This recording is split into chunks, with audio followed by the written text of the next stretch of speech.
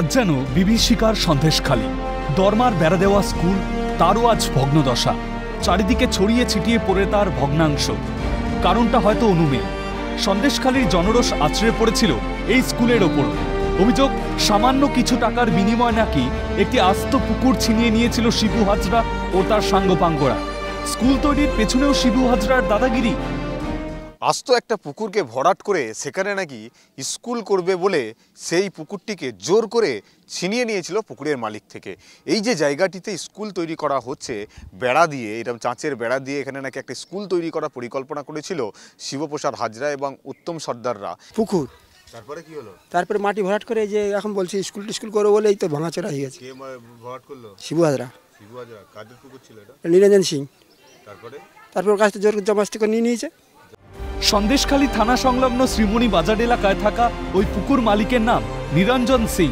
10 কাঠা জমি থাকা ওই পুকুরে মাছ চাষ করে জীবিকা নির্বাহ করতেন নিরঞ্জন। কিন্তু বনে থেকে কুমিরের সঙ্গে বিবাদ করে থাকা যায়?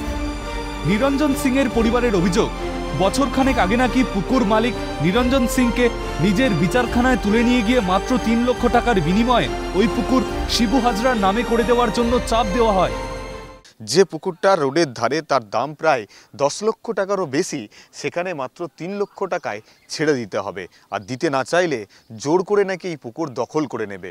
এরকমই একটা হুমকি দিয়ে এই নিরঞ্জন সিংয়ের কাছ থেকে জোর করে সেই পুকুরটাকে দখল করে নিয়েছিল এই শিবপ্রসাদ হাজরা, উত্তম সর্দাররা।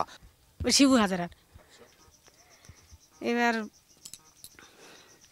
এবার বলছে যে ওই জায়গাটা দিতে হবে। তা উনি বলছে না, এটা আমার বাবা ঠাকুরদার জায়গা, আমরা বিক্রি করবো না এই জায়গা, আমরা মাছ চাষ করে খাই।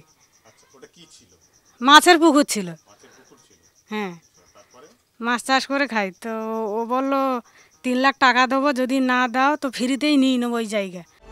একে তো বাপ ঠাকুরদার জায়গা, তার উপর ন্যায্য মূল্য না পাওয়ার শোক। বাড়ি ফেরার পথেই ব্রেন স্ট্রোকে আক্রান্ত হন এবং কিছুদিন পরে মারা যান নিরঞ্জন সিং। মানে বাড়িতে আস্তে আস্তে ওনার স্ট্রোক হয়ে গেছে। স্ট্রোক হয়ে যেত, তারপরের দিন ও এসে নিয়ে গেল, আবার পার্টি অফিসে নিয়ে গেল। নিয়ে গিয়ে ওরা 2 ভাই ছিল, আমার শ্বশুররা 2 ভাই, ওদের দুজনাকে ডেকে নিয়ে গিয়ে, মানে আর কেউ ছিল না পার্টি অফিসে, ওদেরকে নিয়ে গিয়ে আঙুলের ছাপটাপ নিয়ে টাকা দিয়ে বের করে দিল। 3 লাখ টাকা দিয়ে বের করে দিল। 10 কাঠা। যেটা জানলাম বা শুনলাম, 3 লাখ টাকা তাকে দিয়ে ওটা নিয়েছে। নেওয়ার পরে উনি প্রতিবন্ধী না, অনেক দাম, 15-20 লাখ টাকা দাম, অনেকটা জায়গা। এটা অনেকটা জায়গা, জোর করে 3 লাখ টাকা দিয়ে নিয়ে নিয়েছে। সে তো মরে গেছে ওই চিন্তায়। শোকেই মরে গেছে। এর কিছুদিনের মধ্যেই অবৈধভাবে জলা বুঝিয়ে স্কুল তৈরি করেন শিবু হাজরা। গোটা ঘটনায় নির্বিকার প্রশাসন। পুকুরটাকে অবৈধভাবে ভরাট করে নিয়ে এখানেই চাঁচের এই বেড়া দিয়ে স্কুল করার নাম করে এটাকে ঘিরে ফেলে তারা।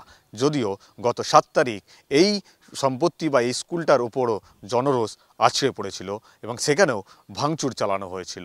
তাদের জোর জুলুম এতটা পর্যায়ে ছিল যে কোনোভাবেই তাদের মুখের ওপর কথা বলতে না পেরে শেষ পর্যন্ত মারা গেলেন নিরঞ্জন সিং। ক্যামেরায় সুরজিৎ প্রামাণিকের সঙ্গে মফিজুল ইসলাম, ক্যালকাটা নিউজ, সন্দেশখালী।